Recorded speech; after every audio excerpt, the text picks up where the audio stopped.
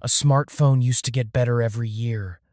And strangely enough, for a long time, it also became cheaper, more processing power, all packed into devices that became increasingly affordable for millions of people around the world. It felt like technology was breaking the normal rules of economics. Products improved, yet prices remained relatively stable. Sometimes they even fell. Consumers got used to it.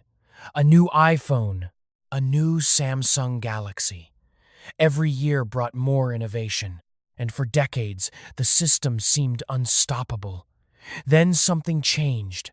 Suddenly, flagship smartphones began approaching $1,000, then $1,200, then $1,500. Some premium devices now cost more than many computers. Even mid-range electronics have become noticeably more expensive. And the trend isn't limited to phones. Almost every advanced technology product is facing rising costs. At first glance, the explanation seems simple. Inflation. That's what most people assume. But inflation alone doesn't explain what's happening, because the real story began thousands of miles away from Apple stores and Samsung showrooms. It began in places most consumers will never visit.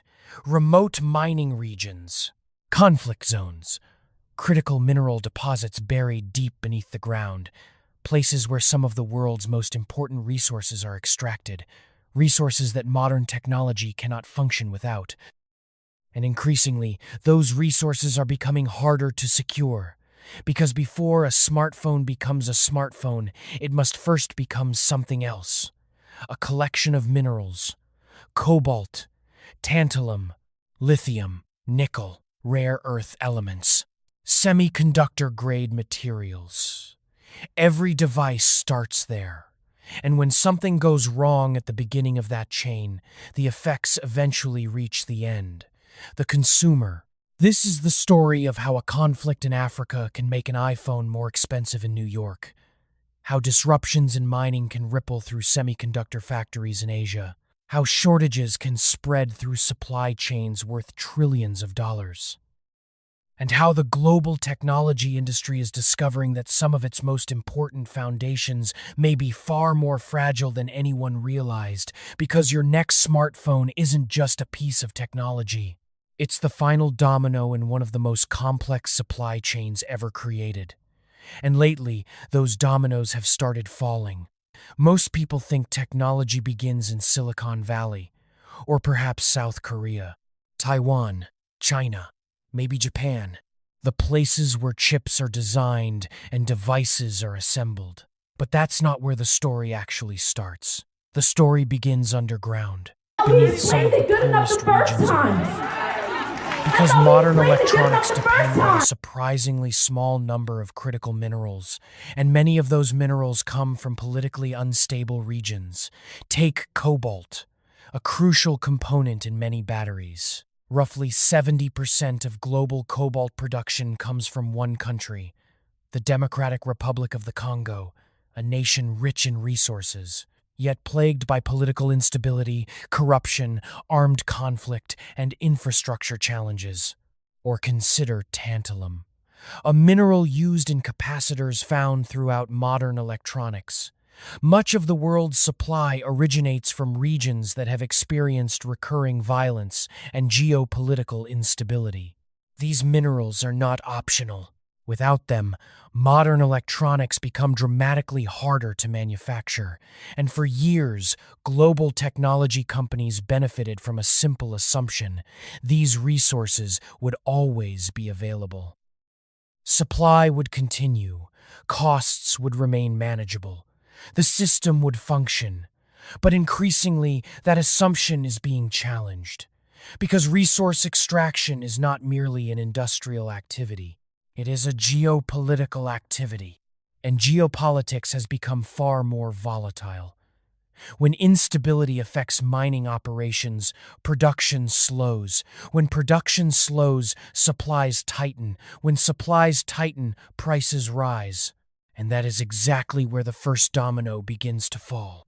Most consumers never hear about mineral conflicts. They rarely make headlines, at least not compared to wars, elections, or financial crises. Yet these conflicts can affect entire industries. Imagine a mining region experiencing violence. Transportation routes become unsafe. The immediate impact remains local, but the economic impact becomes global. Because semiconductor manufacturers depend on predictable supplies, battery manufacturers depend on predictable supplies, technology companies depend on predictable supplies, and modern supply chains were built for efficiency, not resilience. For decades, companies optimized costs, inventories were reduced, warehouses shrank. Production became increasingly dependent on just-in-time delivery systems. The approach worked beautifully until disruptions appeared. And when disruptions appear inside highly optimized systems, the consequences can spread rapidly. A shortage in one component can delay an entire production line. A delay in one production line can affect multiple industries. One missing mineral can eventually affect millions of devices. The technology industry learned this lesson painfully during recent supply chain disruptions. And now it is learning it again, because the next domino sits at the center of the digital economy itself. Semiconductors. The modern world runs on semiconductors.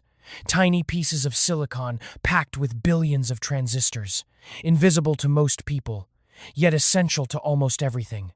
Medical equipment, data centers, artificial intelligence. Even household appliances increasingly depend on advanced chips. Without semiconductors, modern civilization would slow dramatically. And unlike many industries, semiconductor production is extraordinarily concentrated. A surprisingly small number of companies manufacture the world's most advanced chips. A surprisingly small number of facilities produce them, and a surprisingly small number of countries dominate the supply chain. For years, this concentration seemed efficient. Now it looks dangerous. Because once shortages begin appearing in upstream materials, pressure quickly moves into semiconductor production. Manufacturers compete for supplies, production schedules slip, lead times increase, costs rise. And suddenly, companies that once assumed components would always be available start fighting over limited inventories. The problem becomes even more severe because semiconductor manufacturing is one of the most complex industrial processes ever developed. Building a modern chip factory costs billions of dollars, sometimes tens of billions. Construction takes years. Training workers takes years. Scaling production takes years. There is no quick solution.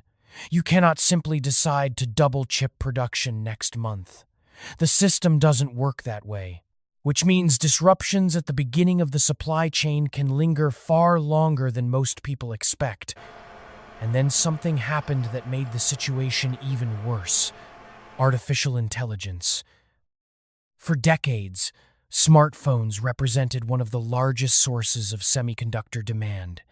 Then artificial intelligence arrived, and suddenly, technology companies began competing for chips on an entirely different scale.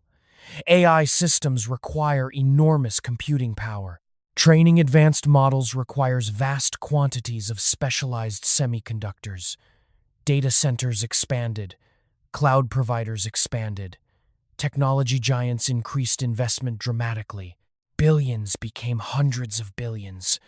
The race was on, and all of those companies needed the same thing. Chips. Lots of chips. The result was predictable. Competition intensified, demand surged, supply became tighter. Manufacturers prioritized their most profitable customers, and the entire semiconductor ecosystem became more expensive. Think about what this means. A smartphone company is no longer competing only against other smartphone companies. It may also be competing against AI firms, cloud providers, and technology giants building enormous computing infrastructure. The pool of available semiconductor capacity suddenly has more buyers. And when more buyers chase limited supply, prices move in one direction, up. This is where the domino chain starts accelerating. Because once chip costs increase, the effects spread quickly into consumer electronics. And eventually, they reach the companies most consumers know best. And every major technology brand selling devices around the world. When consumers see a more expensive smartphone, many assume the increase is driven by corporate greed. Sometimes that explanation feels satisfying. But reality is often more complicated, because modern devices contain components sourced from dozens of countries, minerals from Africa, processing in China, semiconductors from Taiwan and South Korea, specialized equipment from Europe, design work from the United States. Modern technology products are global creations, and every stage of that system has become more expensive. Raw materials cost more, transportation costs more, semiconductor costs more, energy costs more, manufacturing costs more, research and development costs more. The pressure accumulates, one layer after another. Eventually, companies face a difficult decision: accept lower profits or raise prices. Some absorb part of the increase. Many pass at least some of it to consumers. This is why flagship smartphones have become dramatically more expensive over time, not because one component became more costly, but because almost every layer of the supply chain became more fragile, and fragility is expensive. The irony is that today's smartphones are technological miracles, more powerful than supercomputers from previous decades, more capable than devices once used by governments and research institutions. Yet, despite enormous technological progress, affordability is moving in the opposite direction, because innovation is becoming more dependent on resources that are increasingly difficult to secure. And now the final domino is standing: the consumer. This is where the story becomes personal. Most people do not follow mineral markets in Central Africa. They do not monitor semiconductor production capacity. They do not track supply chain bottlenecks. What they notice is the price tag. The phone that used to cost $700 now costs $1,000. The flagship device costs $1,300. The premium model approaches $1,600. Accessories cost more, repairs cost more, upgrades become less frequent. Consumers begin holding on to devices longer. Replacement cycles stretch. The entire market changes. And this isn't limited to smartphones, laptops, gaming consoles, electric vehicles, smart home devices. Nearly every advanced technology product is affected by the same forces, because they all depend on the same interconnected supply chains. The dominoes keep falling, one after another, until eventually the cost lands where it almost always lands: on the customer. The most interesting part of this story is not what happened, it's what it reveals.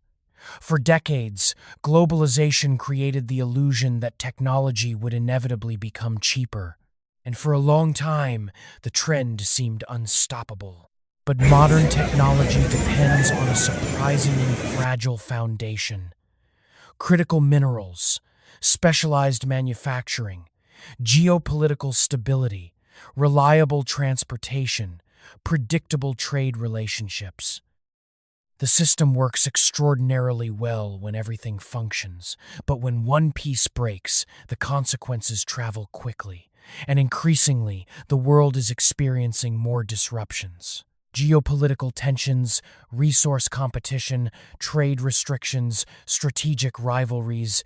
The age of frictionless globalization is becoming harder to maintain, which means technology companies face a future where resilience may matter more than efficiency.